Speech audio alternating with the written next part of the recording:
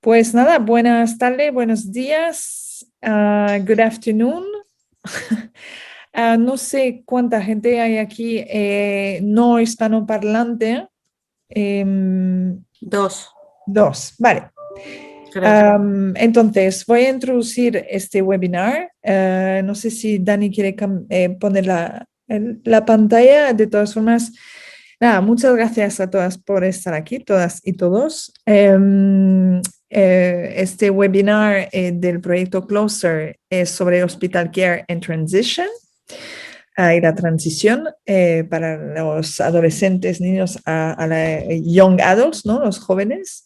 Entonces, ahora cambio a inglés solo para un momento.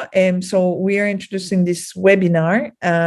You have translation if you need for those English speaking or because most of the intervention will be in Spanish. So anyway, you can switch on the translation button that is just on the lower side of your Zoom screen. If any question worries, please don't hesitate to just put a comment in the chat. Vale, pues hacemos este webinar en castellano. Está grabado. Voy a tener problemas a hablar. Suerte que no hablo mucho hoy yo. Nada, una pequeña introducción sobre el proyecto Closer para los que eventualmente no lo conocen y luego pasaré la palabra a nuestras super ponentes de hoy. Vale, pues Closer es un consorcio nunca me acuerdo el número exacto, pero ahora pues eso, nos acaba de decir Elizabeth, nuestro project manager. Tenemos socios en varios países europeos y de América Latina. Los veis todos aquí. Next.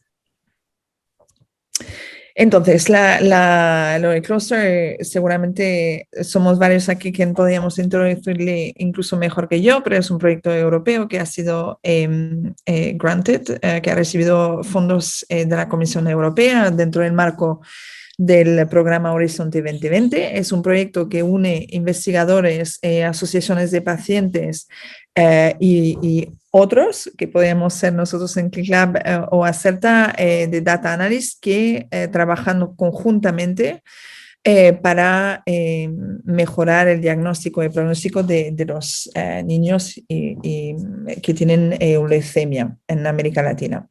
Y básicamente tú, perdona, porque leo, leo en inglés y estoy hablando ahora en castellano, pero bueno, eso es nuestro proyecto, reducir las diferencias en lo que es la survival en castellano, sobrevivencia.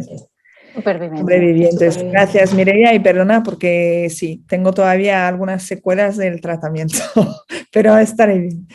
En todo caso, next slide. ¿Por qué un proyecto así? ¿Por qué es importante? Y por qué estamos, los que estamos aquí hoy y los que trabajan de manera muy intensiva en este proyecto, pues una falta de datos epidemiológicos en la leucemia infantil, diferentes necesidades en términos de investigación, tanto de los pacientes y familias en América Latina y en Europa, la existencia de metodologías muy complejas para el diagnóstico y el seguimiento de la enfermedad, también la falta de recursos y de educación que hace que no hay el acceso a ensayos clínicos no podía mejorar. Y después el tema de la investigación que es necesaria y que tenemos que democratizar, diría, y mejorar. Vale, next slide.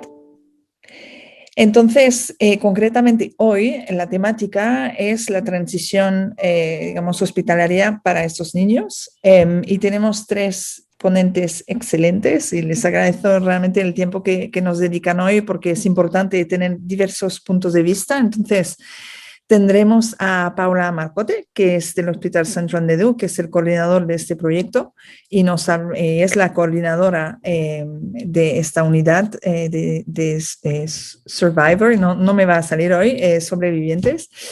¿Vale? Entonces Paula nos hablará de los programas que hay en Sant Joan de Déu y que creo que son muy interesantes de compartir como idea para otros. Y del otro lado del Atlántico tenemos a Miriam Campbell y a Andrea Reyes del Hospital de Niños Roberto del Río, que también nos presentarán pues, sus programas y podremos intercambiar ideas. Y después, seguramente, después de las presentaciones, tenemos un apartado para las preguntas y respuestas. Y también para tener más ideas de otros programas que pueden existir con las asociaciones de pacientes que tenemos en Closer. Así que nada más, yo creo que ahí empieza la presentación general del Hospital de Niños Roberto del Río. Entonces, entre Andrea y Miriam, no sé quién empieza. Hola, buenas tardes. Soy Miriam Campbell. ¿Me das la siguiente, por favor? Para explicar el trabajo que hacemos en el Hospital Roberto del Río, es bueno mostrarles qué pasa con el cáncer infantil en Chile. Aquí somos 19 millones de habitantes, 3,5 millones son menores de 15 años. Desde el año 1988, el Ministerio de Salud tiene un programa nacional de cáncer infantil, que tiene también un registro nacional de cáncer de niños, en el cual el último informe, que es hasta el año 2017, demuestra que hay al año 370 tumores o linfomas y 150 leucemias. Del total de los niños de cáncer se atienden el 82% en el sistema público. Trabajamos en una red, nuestro país, como pueden ver, tiene más de 5.000 kilómetros de largo, es muy angosto, y entonces tenemos 12 centros integrales que están ubicados en la zona más poblada, en la zona central, y trabajamos en red con centros de apoyo, que son, centros parciales, que pueden hacer algunas de las acciones para atender a los niños con cáncer, y 5 centros de apoyo, que facilitan el traslado a pacientes, etcétera, que son las zonas menos pobladas. Trabajamos también en una macro red. Por ejemplo, radioterapia, hay solo 5 centros para todo el país y los niños se trasladan. Tenemos laboratorios centralizados, como el de citometría de flujo, que está aquí en el Roberto del Río, que presentará luego Andrea Reyes. Asimismo, genética, biología molecular. Hay 6 unidades de neurocirugía, una unidad de trasplante para todo el país, una de osteosarcoma y una de retinoblastoma intraocular. Hubo una reforma de salud aquí en el país hace muchos años ya, y tenemos unas garantías para los pacientes. Por ejemplo, la atención antes de 7 días cuando un paciente es derivado con sospecha de cáncer infantil. El tratamiento, si es leucemia, empieza antes de 7 días, y cuando esto se ha evaluado, la realidad es que empiezan entre el segundo y tercer día. Cuando es tumor sólido, el tratamiento empieza antes de 30 días, y lo seguimos por lo menos 10 años, con un tope hasta los 25 años. Este programa de salud tiene cobertura desde el Ministerio de Salud, especialmente para los medicamentos, hospitalizaciones, aunque siempre faltan cosas, ¿no? También tenemos una licencia para el cuidador desde hace un par de años. Tenemos educación, todas las unidades de cáncer infantil tienen escuelas que son reconocidas por el Estado, y también tenemos un programa importante de cuidados paliativos. La siguiente, por favor. Ya te estoy. Las dejo con Andrea Reyes. Muy buenas tardes para todos. Acerco un poco. Como contaba, recientemente el laboratorio de citometría de flujo funciona de forma centralizada en el estudio para el diagnóstico y el seguimiento de todos los niños a lo largo del país. Como decíamos, es un país bastante largo, así que recibimos muestras de diferentes distancias.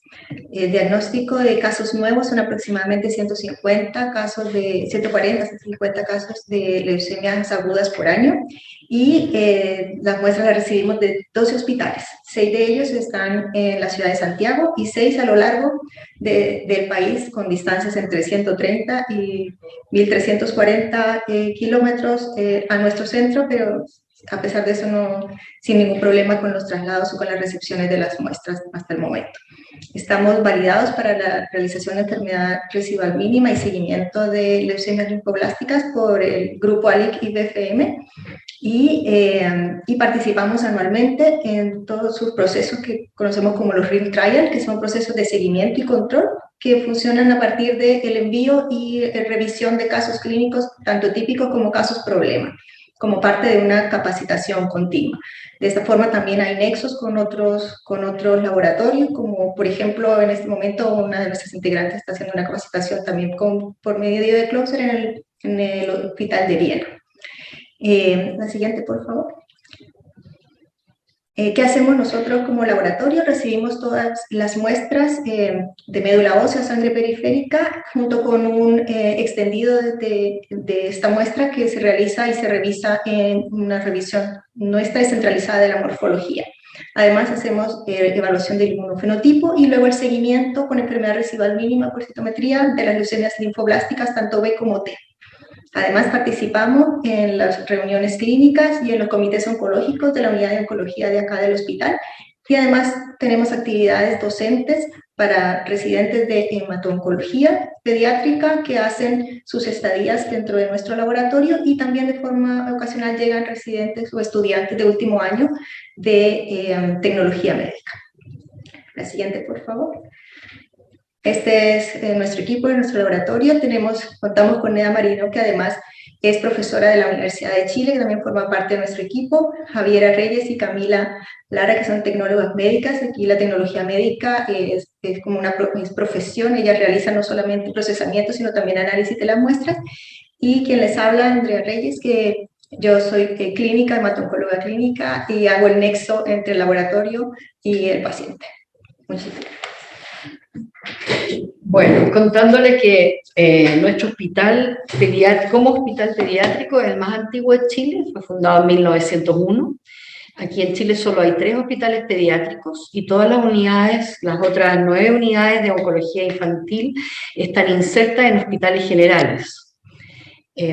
Así luce el hospital hoy día, y aquí en un extremo, abajo hacia la derecha, pueden ver el ala nueva de oncología infantil que se inauguró hace como 5 años ya. La siguiente, por favor. Nosotros atendemos el área norte, esta es la región metropolitana, donde está incluida la ciudad de Santiago. Atendemos todo el área norte de Santiago, la región de Coquimbo y Copiapó, que estos son como 1000 kilómetros desde nuestra ciudad. Y corresponde a una población de 470.000 niños menores de 15 años, lo que generan alrededor de 80 casos nuevos de cáncer al año y entre 20 y 25 leucemias, incluyendo mieloide, linfoblástica y también recaídas. Este es un hospital de alta complejidad, tiene todas las especialidades pediátricas, excepto trasplante, tiene 150 camas, 35 de cuidado intensivo y 18 de oncología. Es también un hospital educacional, ya que la Universidad de Chile tiene un departamento en este hospital y entrena muchas especialidades relacionadas con la salud. Y nuestro centro es el formador más antiguo de hemato-oncólogos pediatras. La siguiente, por favor. Así se ve nuestra unidad. Aquí a la izquierda está la entrada a la parte ambulatoria y el pasillo del ambulatorio, y en el segundo piso los hospitalizados. Aquí tenemos salas con 2 camas y salas con aislamiento. Y este es el pasillo del segundo piso del hospitalizado. La siguiente, por favor. Este es nuestro equipo. Como pueden ver, somos como niños bastante desordenados. Están incluidas enfermeras, médicos, tecnólogos, asistente social, químicos, psicólogos y por supuesto los técnicos que además atienden a los niños en el hospital. La siguiente, por favor. Gracias.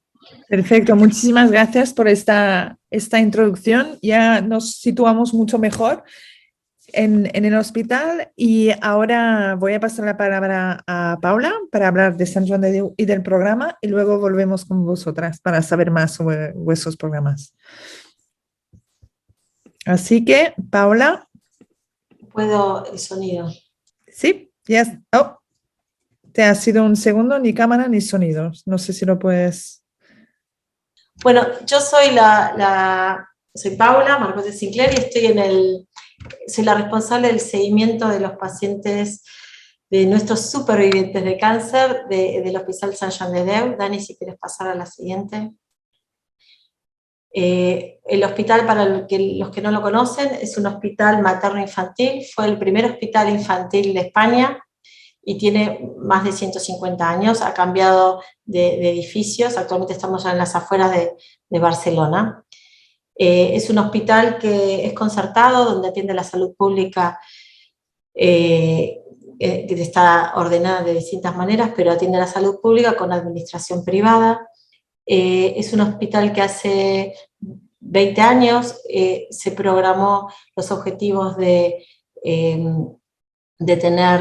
jerarquizarse en investigación, en atención, profesionalismo, educación, y revé anualmente estos objetivos con distintas metas. Y pasamos a la siguiente para poner en números nuestros datos.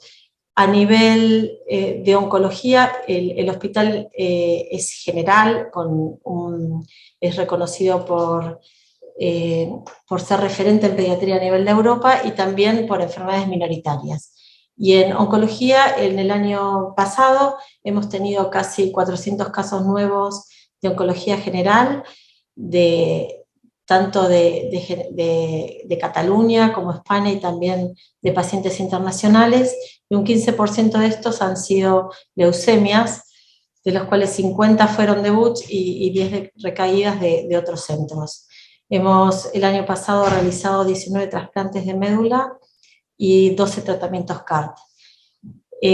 De todas las unidades funcionales de oncología, derivan los pacientes a la unidad de seguimiento a largo plazo, que hemos hecho 1.250 visitas el año pasado, que corresponde aproximadamente a 850 pacientes.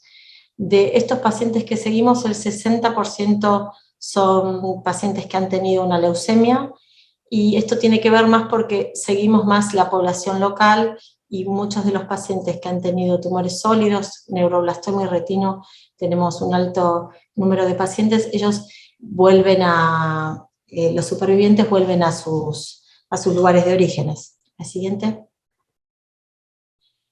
Y bueno, y en esta autoevaluación de mejora de calidad de atención, lo que teníamos era estos riesgos, estos problemas que tenía el paciente superviviente a la hora del traspaso a la etapa adulta, que el seguimiento no era adecuado en la etapa adulta, se perdía, los resúmenes, el informe de sus antecedentes no era correcto, no estaba en papel, estaba extraviado, los datos faltantes, y muchas veces que el paciente no conocía el título de su enfermedad, su diagnóstico, pero no estaba interiorizado en su salud y cómo cuidarse y qué era bien los tratamientos que había recibido. La siguiente.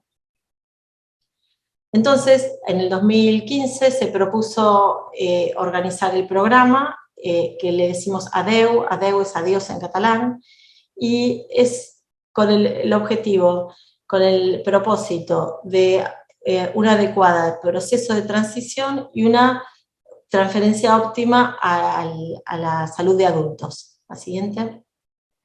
Entonces, los objetivos del proyecto, del programa, es garantizar entonces la continuidad de atención una vez alcanzada la edad adulta, que es a los 18 años para los pacientes que han tenido el diagnóstico y el tratamiento a pequeña edad, y hasta los 21 para los pacientes que están en el lapso a partir de los 15 años con el diagnóstico y el tratamiento, hasta los 21 los podemos seguir en el hospital, y hacer el paso adecuado al sistema adultos con una capacidad integrativa del paciente y los profesionales, que no es simplemente un acto administrativo. El objetivo de ADEU también es interrelacionar con los distintos equipos para agilizar los procesos. Esto que es muy importante de empoderar al paciente, de educar al paciente y hacerlo partícipe de la transición, es un trabajo que lo hacemos aproximadamente, lleva 2 años. A los 14, 16 años empezamos a trabajar con la educación del paciente para los 18 poder egresarlo al sistema de adultos. Y por suerte ya no vemos tantas complicaciones de los tratamientos por el mejor manejo de las neutropenias febriles, de la sepsis, y en comparado con otros tipos de cáncer en leucemia, las necesidades psicosociales son relativamente menores, y esta etapa en el ADEU dentro del equipo de las transiciones de leucemias son menores. Y cuando un paciente nos pregunta, ¿qué es esto de la transición? ¿Por qué tengo que ser partícipe de esto? Porque esto es crecer, esto es pasar a la etapa de adultos y ser responsable de su salud. Entonces trabajamos en que conozca el tratamiento, le enseñamos lo que son las antraciclinas, el tratamiento de altas dosis de corticoide, los efectos que pudo haber tenido el metrotexato, intratecal, los efectos de la ciclofosfamida. Le enseñamos buenos hábitos, está demostrado que comer bien, hacer actividad física, disminuyen el impacto de enfermedades a largo plazo a nivel de la población general, incluido de nuestros supervivientes, ¿sí? Y todo lo tenemos que trabajar con ellos. Y también los empoderamos en que aprendan cuál es el plan a seguir y cuál es el ideal de tratamiento, de pautas a seguir a largo plazo. No delegamos esto en un informe escrito, los hacemos partícipes de este seguimiento. Hablamos de fertilidad, de dificultades que puedan llegar a tener y del seguimiento que actualmente con las guías vigentes que hay de recomendaciones para su salud, ¿sí? Y efectos en general que puedan tener a largo plazo dependiendo del tratamiento que hayan recibido. Dani, la siguiente. Bueno, y este es el equipo de transición. Es un grupo de profesionales de Esther, la de mangas rosa, es la jefa, la coordinadora del equipo de transición, y lo que gestionan, que es algo muy importante, un programa estructurado con interrelación con la medicina del adulto, con los hospitales a donde vamos a derivar nuestros pacientes, agilizar los procesos administrativos en una buena offline directa, donde es fácil administrar el informe, coordinar citas, webinars semestrales tenemos con el equipo de adulto para chequear que un feedback de la información las hayan recibido y que hayan visto nuestros pacientes. En general, todo esto está más reservado para los pacientes de más complejidad, como después les voy a contar. Pero la estructura, nosotros cuando terminamos el seguimiento en la etapa pediátrica adolescente y lo pasamos a adultos, definimos a qué hospital van a ir, y eso ya por anticipado, y esto ahorra mucho tiempo y extravíos del paciente en el mid-time. La siguiente, Dani. Bueno, este es un poco el equipo transversal. No tenemos, la transición no tiene un lugar fijo, pero están los especialistas con su atención clínica, el equipo administrativo con los informes y gestionando que las multidisciplinas se interrelacionen. En el caso de leucemias no tanto, pero recuerden que es un hospital de enfermedades minoritarias, entonces también tenemos patologías como enfermedades metabólicas, enfermedades, displasias esqueléticas, genéticas que llegan a la etapa adulta, entonces requieren más del equipo de enfermería. Y lo que sí tenemos es una figura nueva en transición, que es el Case Manager, que nos acelera y nos ayuda a estos procesos. Pueden ser trabajadoras sociales o enfermeras que están disponibles en cada servicio para ayudarnos, por ejemplo, en los otros tipos de cáncer que necesitamos más interrelación entre las multidisciplinas para gestionar y esto, y que no sea el paciente el que está atrás de todo este tema administrativo. La siguiente. Bueno, y los puntos importantes de un proceso de transición los cumple el ADEU, son recomendaciones del GOT Transition, y es esto de armar la network, la red entre los hospitales que vamos a tener relación. Nosotros al ser un hospital infanto-juvenil, materno-infantil, no tenemos relación con equipo de adultos, entonces necesitamos vincularnos con hospitales de adultos, y esta es nuestra realidad. Hay hospitales que tal vez son generales, donde tienen un servicio de pediatría y de adultos, entonces ahí los servicios de oncología se interrelacionan. Lo nuestro es ir a buscar alianzas con distintos hospitales, y ahí está Esther con el equipo trabajando, haciendo este proceso ágil. Obviamente, esto que vimos recién, nuestros pacientes se hacen adultos, tienen que aprender de su salud, tienen que aprender cuál es su historial clínico, tenemos que identificar cuáles son sus necesidades y recomendamos estos buenos hábitos. Los pacientes, cuando se sienten capacitados, ellos y las familias, y nos dan el ok, ahí recién los transicionamos. Hay pacientes que están muy vinculados y tienen mucho miedo a pasar al equipo de adultos, y este despegue del sistema pediátrico cuesta un poco más, pero bueno, lo trabajamos para que crezcan y que despeguen de nosotros. Todos los pacientes se llevan un plan de seguimiento, así los enviemos al mejor equipo de adultos. Desde nuestra humildad hacemos un plan con pautas a seguir, entendiendo que la vida de nuestro paciente lo puede llevar por 1000 caminos, y entonces le proponemos las pautas actuales de cuál sería nuestro mejor plan para que se haga un control de su salud a largo plazo. Después hacemos el acto físico de la transferencia, donde tiene una cita programada, y el paciente, agilizamos este proceso acortando tiempos y esperas. Y después hacemos el feedback, confirmamos en las reuniones estas semestrales con el equipo de adultos, si tocara el caso, para ver si hay algunas dudas desde el resumen, desde aprender la patología, ¿no? Por ejemplo, en leucemia no, pero quizás cuando traspasamos un neuroblastoma, el equipo de adultos surgen dudas que por ahí es una especialidad más nuestra en pediatría. Entonces intercambiamos información con el sistema de adultos, y también hacemos un feedback con el paciente para confirmar si la transición, si se encuentra encaminado, si necesita algo, y ahí cerramos la transición y bueno, ya lo entregamos al equipo de adultos. Ha sido muy importante el feedback tanto de los pacientes como del equipo de adultos, porque nos genera situaciones que uno pensaba que estábamos mejor, nos genera este control de calidad de cómo estamos trabajando. Y bueno, ¿y a dónde transicionamos a nuestros pacientes? ¿A dónde los transferimos? A nivel internacional, ya habrán oído, están o no, pero hay clínicas de seguimiento a largo plazo que incorporan adultos jóvenes y niños que hayan tenido un cáncer en la edad pediátrica o adolescentes. Nosotros en Cataluña no tenemos esa posibilidad por el momento, y entonces dividimos nuestros pacientes en dos categorías. Los de alto riesgo, que son los que derivamos al hospital de adultos, son los pacientes que han recibido un trasplante, los que han tenido alguna recaída, y los que están hace menos de 5 años de final de tratamiento. En supervivientes siempre nos fijamos más la fecha de fin de tratamiento. Y todos ellos los enviamos al Hospital Clínico de Barcelona.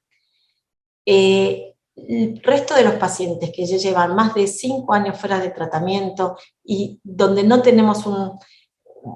pensamos en riesgo de recaída importante, donde el paciente ha sido entrenado, donde el paciente también lo tomamos en cuenta y tal vez no quiere ir a un equipo de adultos, de oncología de adultos para seguimiento, este paciente se va a la salud pública, a la atención primaria, con un plan de seguimiento detallado para cuáles son los controles que deberían hacer.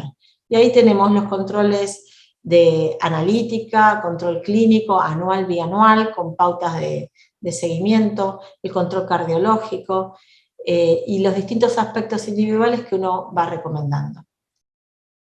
Y estuvimos hablando todo de la transición al equipo de adultos, que que empoderamos mucho a nuestro niño que creció, lo empoderamos en su salud, le damos el plan de su historial y su plan a futuro. Recomendamos que toda la información esté digitalizada, que esté online, que esté accesible en el móvil, para que la pueda transportar a donde la necesite.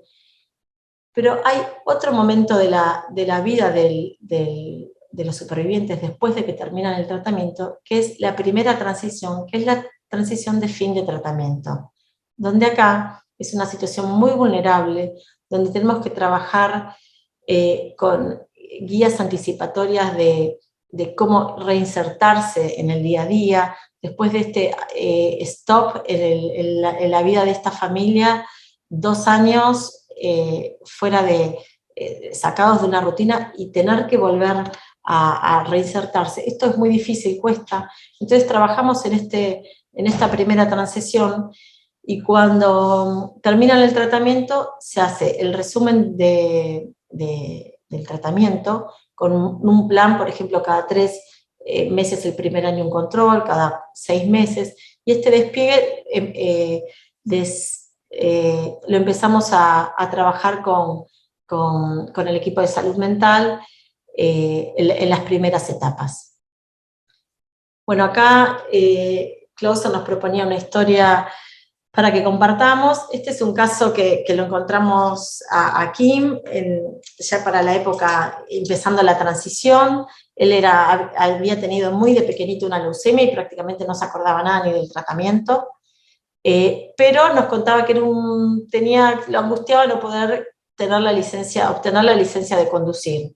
Tenía un déficit atencional que no había sido diagnosticado, gracias a este déficit atencional y su bajo rendimiento escolar y el tiempo que le demandaba poder hacer sus deberes y nunca tener un buen rendimiento escolar, lo tenía deprimido.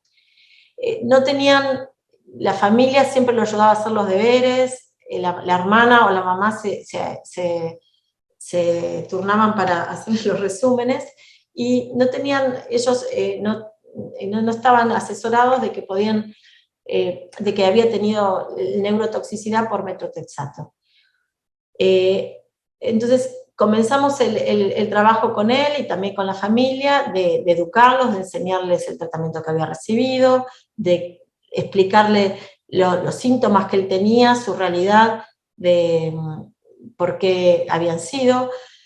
Trabajamos con la neuropsicóloga para hacerle diagnósticos con distintos test y le dimos herramientas. Él no necesitó medicación, pero le dimos herramientas para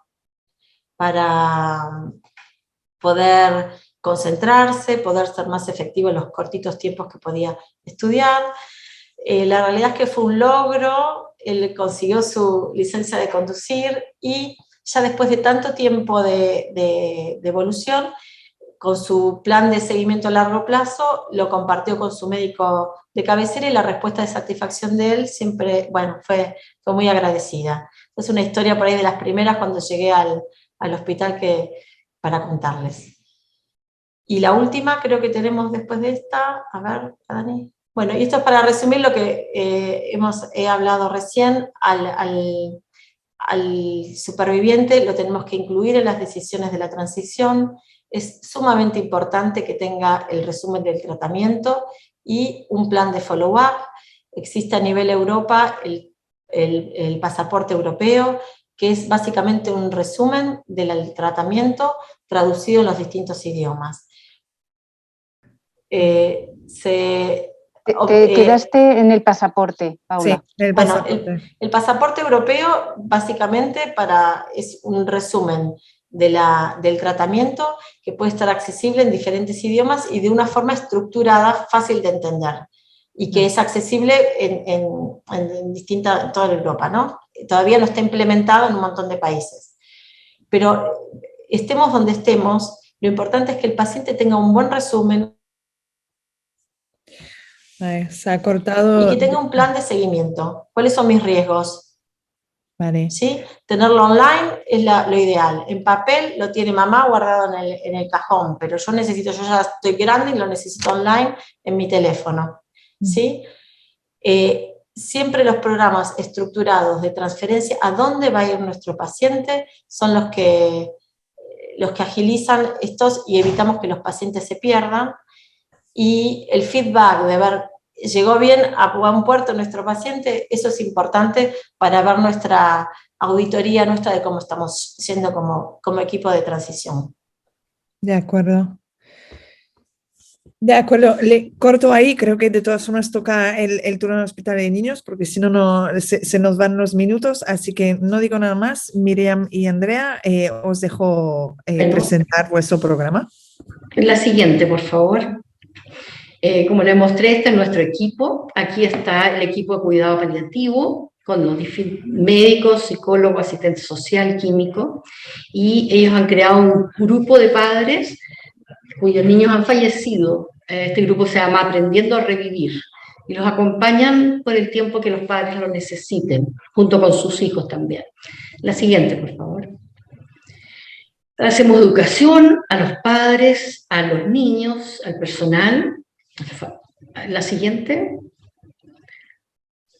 Y esto es bien importante. Nosotros en el programa de cáncer infantil en PINDA, desde los años 90, tenemos lo que llamamos el protocolo de seguimiento, en el cual cada un par de años se revisa y se actualiza en relación a los protocolos que estamos usando, cuáles son los controles que tenemos que hacer durante los primeros 5 años y los 5 años siguientes, y lo hacemos uniformemente así a lo largo del país. Y el primer informe que se hizo justamente en leucemia linfoblástica mostró un 20% de abandono escolar, entre que estaban lejos de los colegios y que la sobreprotección, etc., lo que llevó a desarrollar las escuelas oncológicas en los hospitales. La siguiente, por favor. Tenemos una casa de acogida que depende de una fundación que está a una cuadra aquí de nuestro hospital. Ahí van saliendo nuestros niños. La siguiente, por favor. Tenemos a un grupo de apoyo, una fundación y unas damas de magenta que colaboran en las cosas sociales, especialmente en relación a los niños. La siguiente. ¿Qué hemos logrado en la leucemia linfoblástica del niño en el país? Siempre hablo del país porque si uno habla de 20 niños al año, verdaderamente no es ningún resultado demostrable, útil. El primer grupo que se formó a partir de los médicos de Roberto del Río empezó el año 78, trabajó hasta el año 86 con otros 4 hospitales, y el primer estudio tuvimos 19% de sobrevida, en el segundo 36%. Y luego empezó el programa de cáncer infantil. Aquí hay 3 protocolos con sus curvas de sobrevida, 60, 67 y luego 73% de curación. La siguiente, por favor. Luego empezamos a trabajar con el grupo BFM. En el último estudio participamos en riesgo medio, en la intensificación, en los pulsos, y pudimos ver que prácticamente el 78% de los niños se curaban. La siguiente. Y luego, en el grupo intercontinental, junto a 13 países más, publicamos el estudio del 2002, en que los niños de riesgo estándar llegaron a 80% de curación, riesgo medio 75%, riesgo alto 55%. El estudio siguiente, con más de 6.000 pacientes en 13 países, está en vías de publicación y es un poquitito mejor que el anterior. Y estamos a punto este año de empezar el estudio 2022. La siguiente, por favor. ¿Y cómo es nuestra transición en Chile?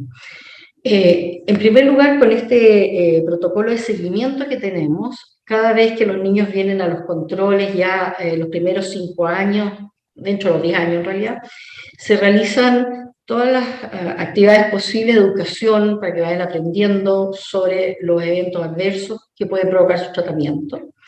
Y de a poco tratamos de irnos preparando para darlos de alta. Ahora, el sistema de salud aquí en Chile tiene 2 vías, el sistema público, que es donde trabajamos nosotros, y el sistema privado. El problema es que cuando los jóvenes ya empiezan a trabajar, muchos empiezan y se inscriben en el sistema privado, y eso nos deja sin conexión con ninguna clínica o lugar donde seguir a los pacientes. Por lo tanto, la única forma que tenemos es educándolos a ellos en cuáles son sus necesidades. Por otro lado, los hospitales de adultos del sistema público están absolutamente vendidos, como decimos, porque la verdad es que no dan abasto ni siquiera para tratar bien a los pacientes con cáncer de adultos. Por lo tanto, no hay una instancia donde seguir a todos los pacientes curados de los niños. Entonces, tenemos un par de estrategias. A los 25 años, los niños con leucemia mieloide crónica se trasladan a un centro de hematología de adultos, donde hacen su seguimiento con una relación muy directa, el médico que lo está derivando, ubica dónde tiene que irse para transmitir la información, etcétera, muy personalizado, porque si ellos llegan directo a un hospital a pedir hora, nadie le va a dar hora.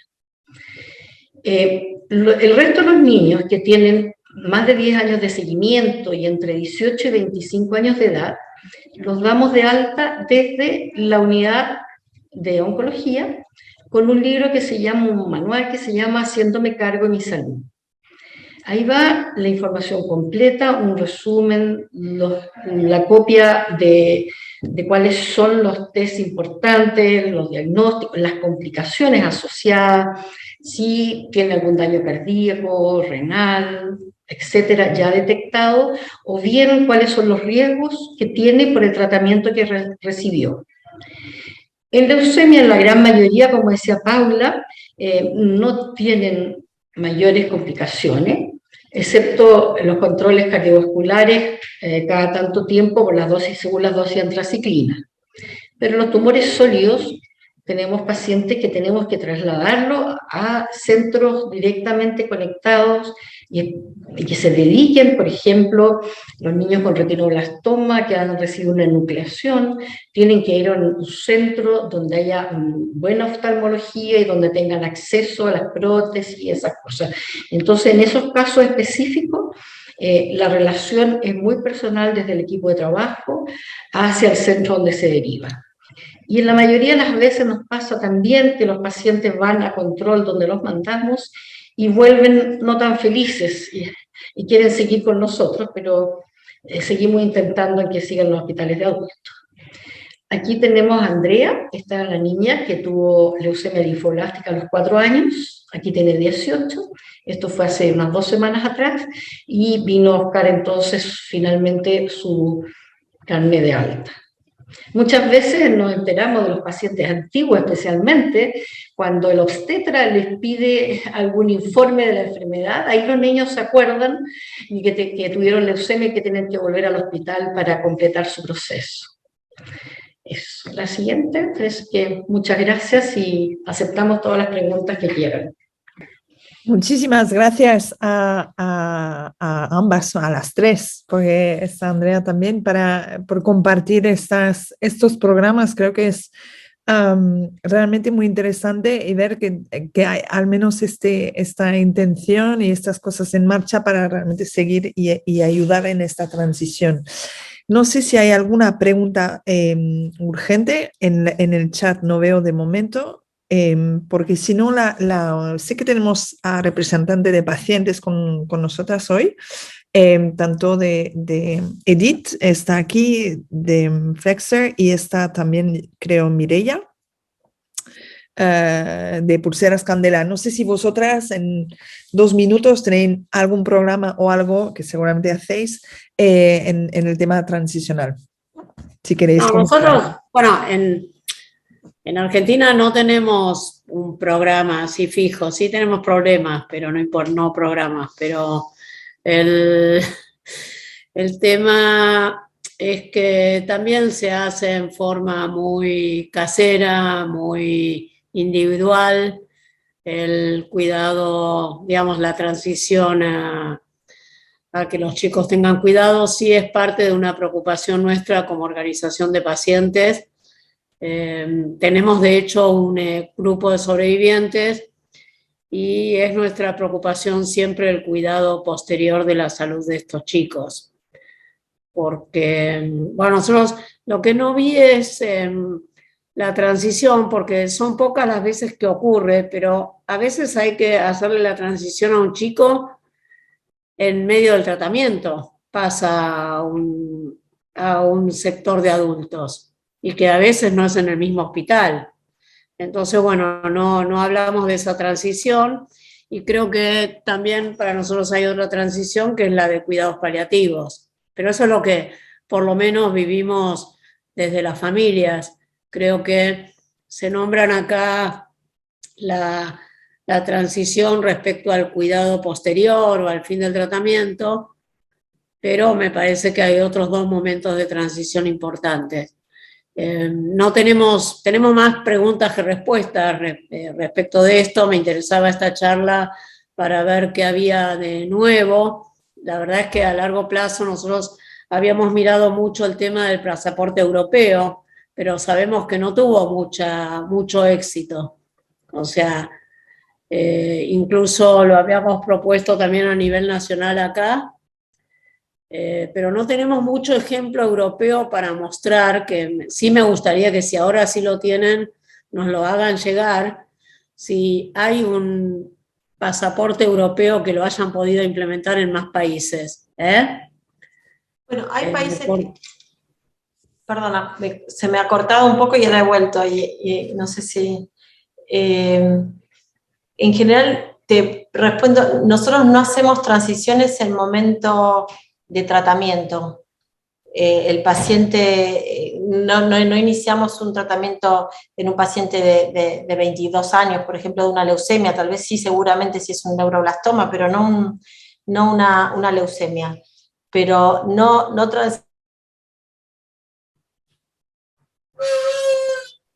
Se cortó. Miriam, tenés muteado. Sí, estás muteada, Miriam. Bueno, yo quería comentarte, Edith, que nosotros en el hospital y en realidad en todas las unidades de cáncer infantil, el equipo de cuidado paliativo es parte del equipo de oncología. Entonces, no es una transición, son los mismos miembros, más expertos algunos que otros, pero la misma gente. Y el segundo tema que trataste, tampoco trasladamos nunca a un paciente de enfermedad activa a un hospital de adultos, nunca. Nosotros tenemos pocos casos, pero sí hay, pero muy pocos. Pero son realmente inusuales, Edith. Hola, buen día a todos. Sí, son muy... casos especiales. Son casos especiales de pacientes que tienen una recaída muy tardía y que los hemos tratado antes, o que hacen un segundo tumor en el curso de la enfermedad, que es más un tumor de adultos. Claro, eso. Y nos pasa lo que contaba Miriam también, que a veces van al de adultos y después quieren volver. Así que tenemos realidades parecidas a las chilenas. Y la gente de cuidados paliativos de nuestro hospital y en Argentina tienen una muy buena red entre la gente de cuidados paliativos pediátricos. O sea, en nuestro hospital, cuidados paliativos es un servicio aparte, pero funciona muy, muy bien en relación con todos los otros hospitales del país de cuidados paliativos. Ellos tienen detectados referentes en la mayor parte de las provincias, pero es cierto que todo lo que es transición del adolescente es una deuda que tenemos en nuestro país, ¿no? Nos cuesta mucho.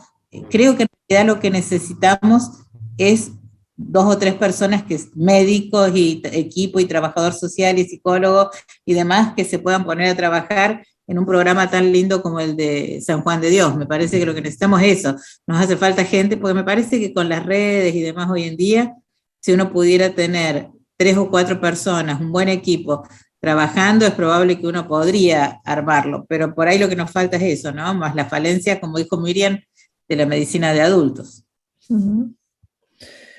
De acuerdo, muchas gracias, Marisa, por la aportación. Me gustaría preguntar a Mireia de Pulsera Candela, que he visto que estás online, si quieres comentar.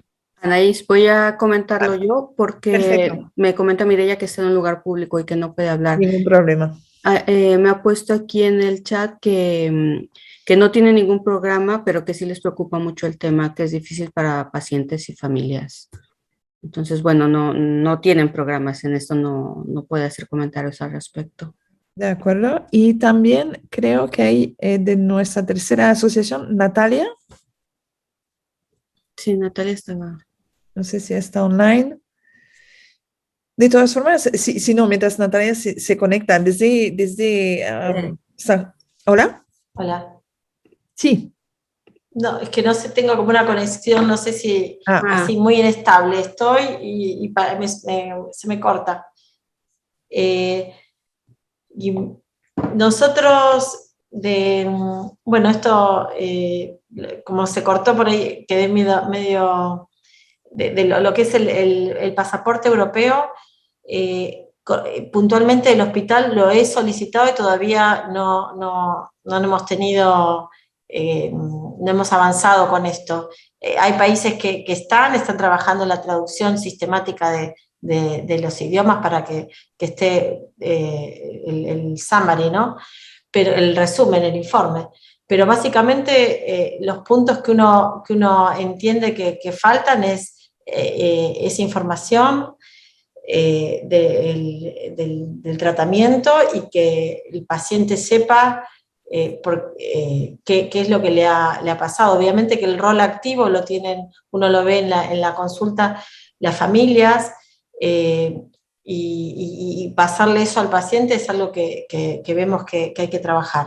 Yo estoy responsable de la unidad de supervivientes, entonces veo estas dos transiciones, que es la de salida del tratamiento y la de salida de la etapa adultos, que son también las que están descritas en supervivientes. Obviamente que la experiencia de un paciente y una familia con un paciente con un hijo con leucemia es obviamente que más grande.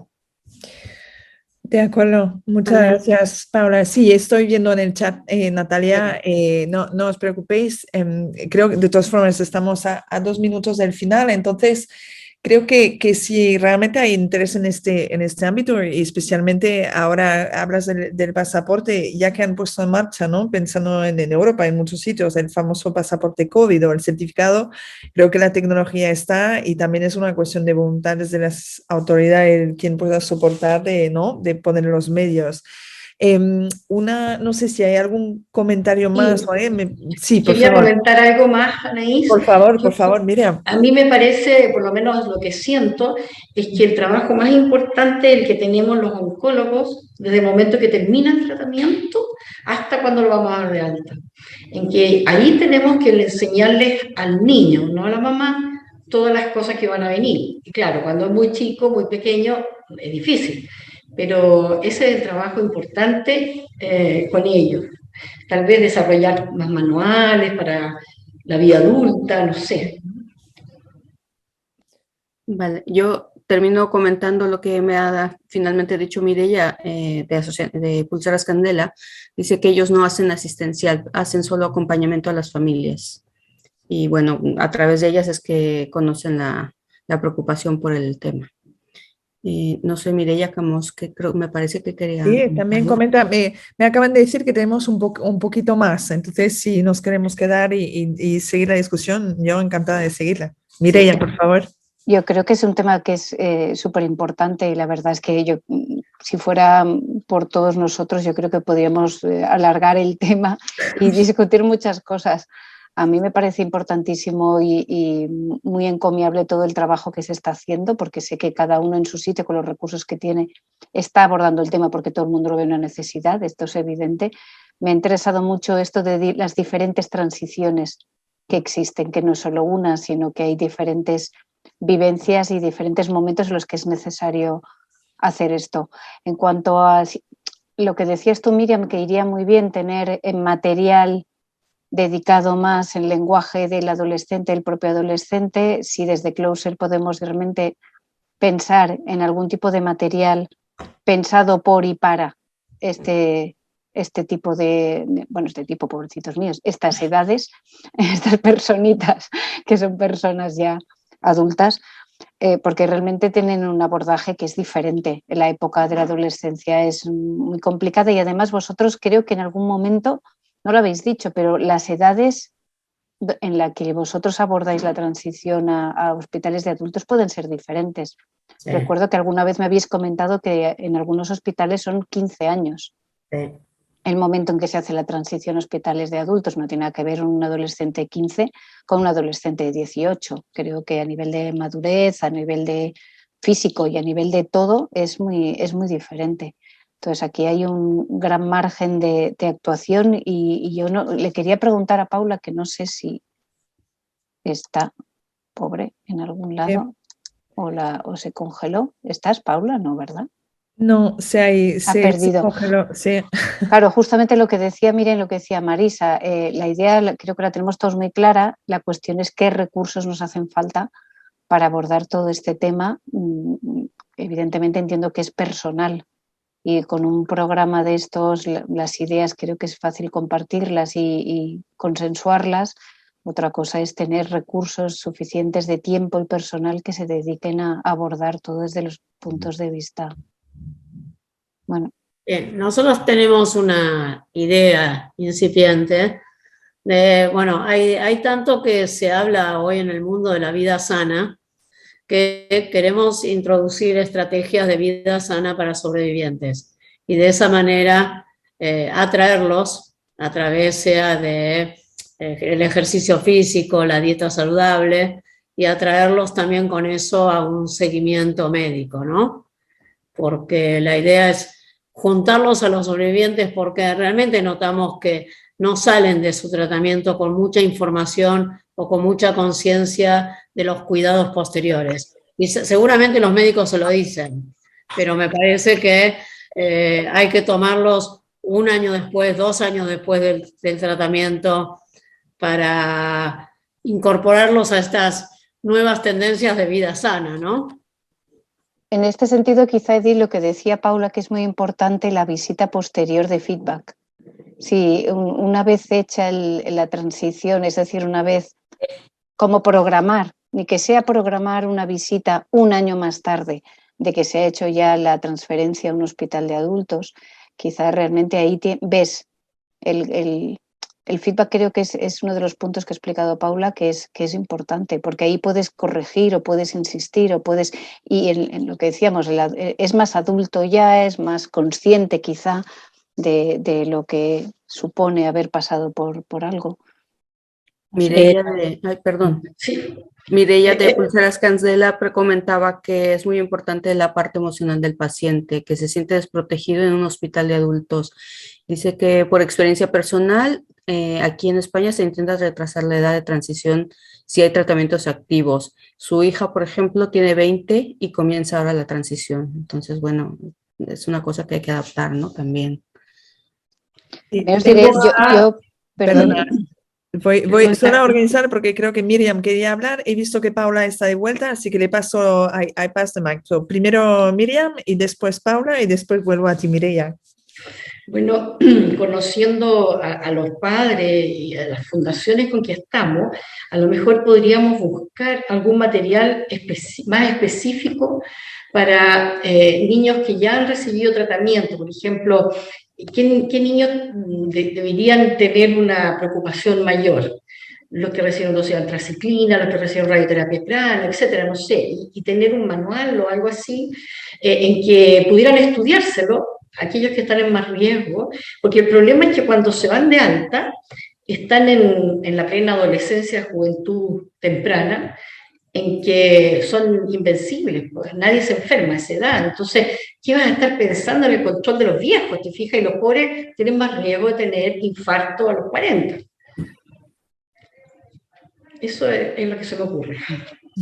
Bueno, nosotros en el de transición les enseñamos esto y son adolescentes, pero aprenden, trabajamos esta etapa y tratamos de que cuando hacemos la transferencia, que es el pasaje, ya tener el concepto, el paciente que tenga el concepto de seguimiento. La realidad es que muchos de nuestros pacientes estuvieron 15 años en seguimiento, por ejemplo, entonces tienen incorporado el control anual, no es que no lo veo como no es tan frecuente, por lo menos en los pacientes que tenemos aquí, de que no van a seguir el tratamiento.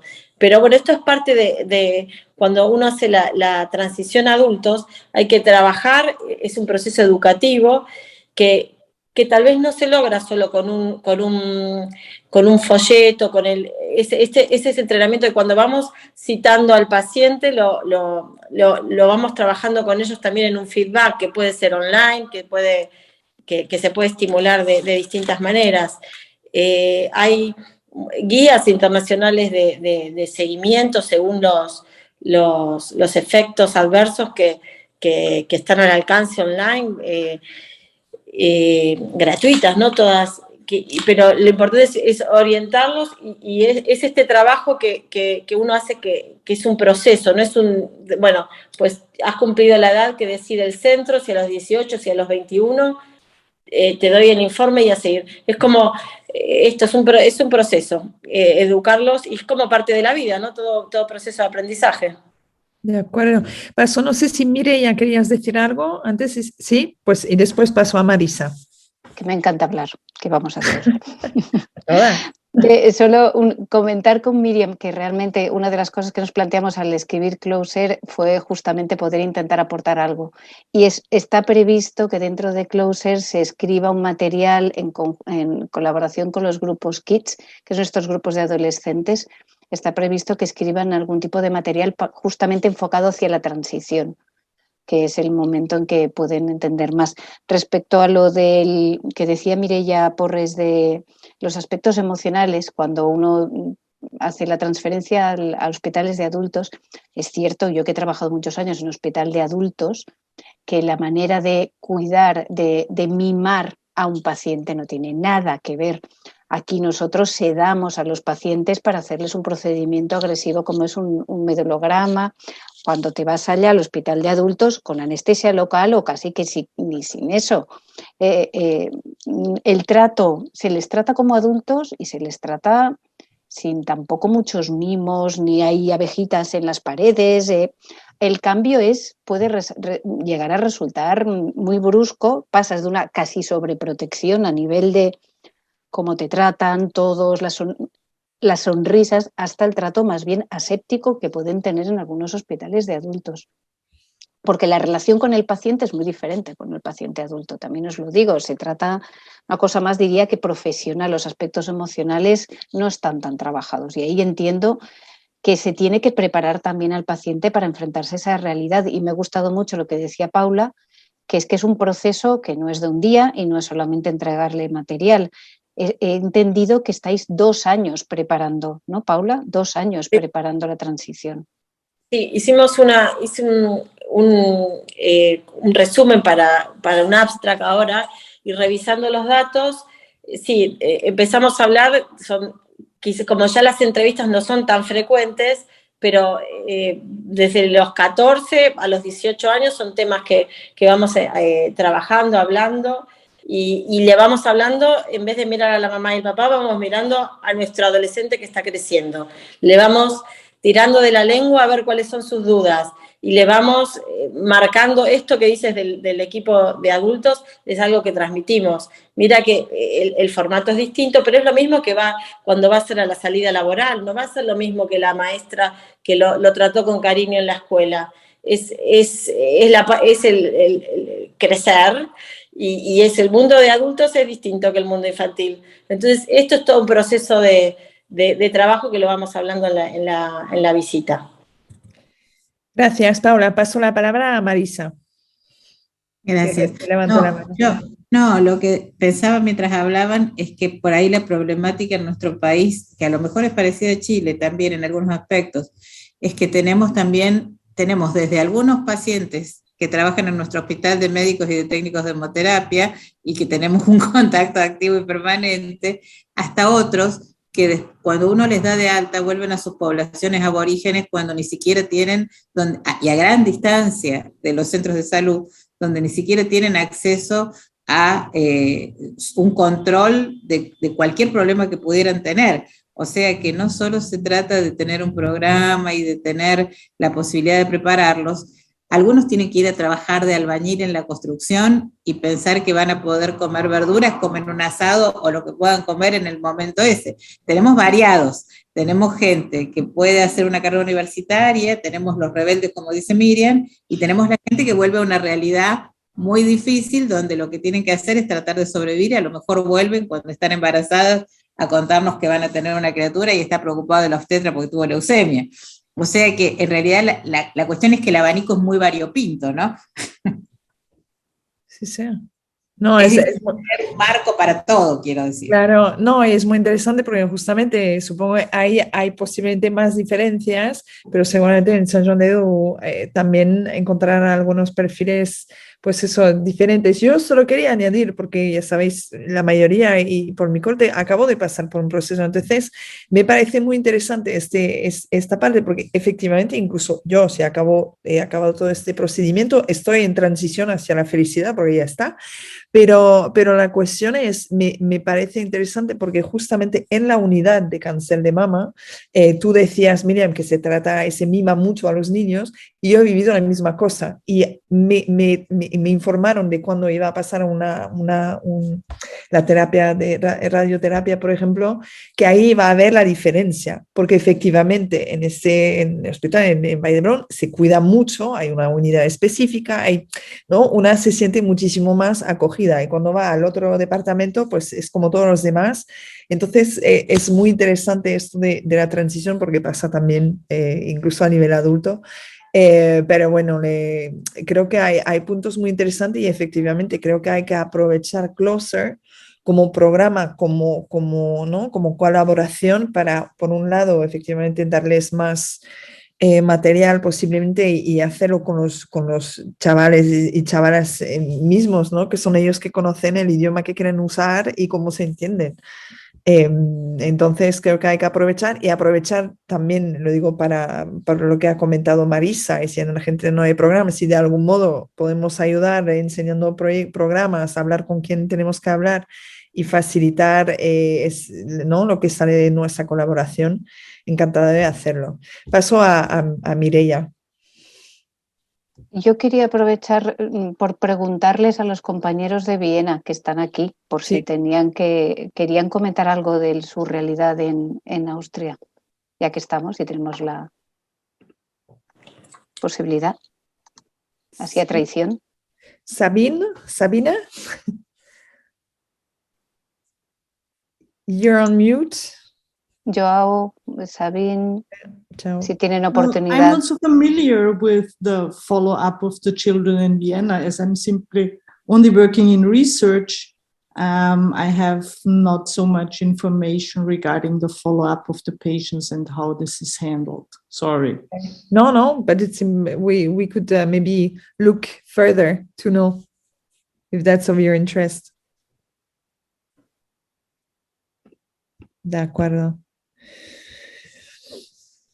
Vale, no sé si tenéis algún comentario más o alguna idea más, pero creo que es un topic de todas formas que tenemos que seguir trabajando y colaborar, porque es muy interesante. Además, hoy estamos en Petit Comité, pero el webinar está grabado, y creo que obviamente hablamos de Closer, hablamos de leucemia infantil, pero entiendo que eso pasa en otros ámbitos, y podría ser interesante también intercambiar y ver ¿no? cómo se hace en otros sitios, y poder avanzar. De todas formas, creo que ha sido al menos muy interesante conocer más en detalle lo que hacéis en San Juan de Déu y en Chile, en el Hospital del Río.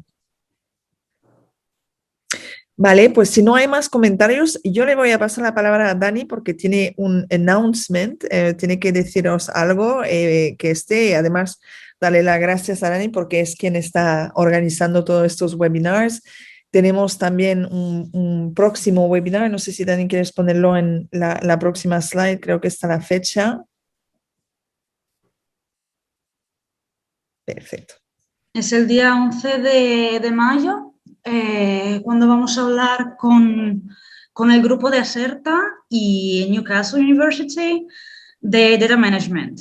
O sea que también, si ya se lo quieren apuntar en las agendas, muy probablemente será este mismo horario, a las 4 o 5 de la tarde.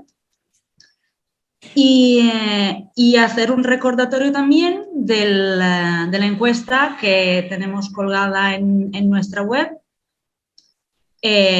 para todas estas personas que estén pues a contacto con casos de leucemia infantil, como pueden ser familiares, profesionales de salud, enfermeros, voluntarios, asociación de pacientes y otros que tenemos este pequeño problema que tarda un poco en cargar, pero que aguanten un poco, unos 5 minutos y ya podrán acceder a la encuesta y responder a las preguntas que nos diseñaron las asociaciones del proyecto Closer. Y por último, seguirnos en las redes. Muchas gracias. Para mantenerse actualizados sobre eventos y resultados del proyecto.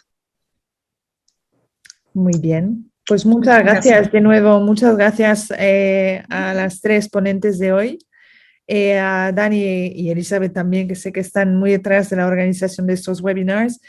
Y a todas por estar escuchando hoy.